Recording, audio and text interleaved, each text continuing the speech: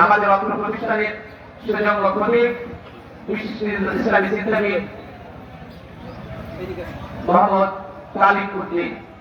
আমরা এই সময়টাকে স্মরণীয় করে রাখবো। আমাদের হাফিজিয়া মাদ্রাসার দ্বিতীয় হাফেজ, আমাদের হাফিজিয়া মাদ্রাসার দ্বিতীয় হাফেজকে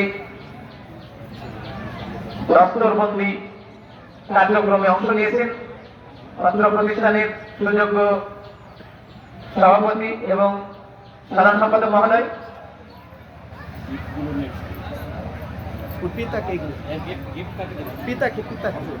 এখন সাইকেল আমাদের এরিয়া কমিশনের পক্ষ থেকে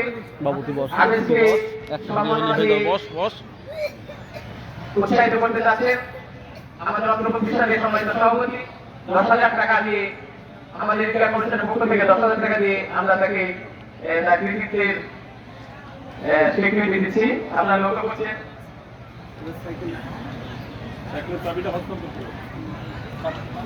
আমি আহ্বান জানাচ্ছি মোহাম্মদ উজ্জ্বল হোসেনকে এবং তাকে তার একটু অনুভূতি প্রকাশ করার জন্য মাইকের কাছে আহ্বান করছি। সেই সাথে উনি এই দুইজন হাফিজকে 2টা সাইকেল দিয়েছেন।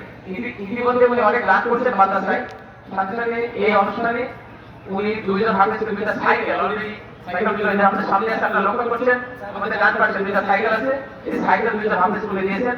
সেই সাথে উনি ওনার একটা অনুভূতি ব্যক্ত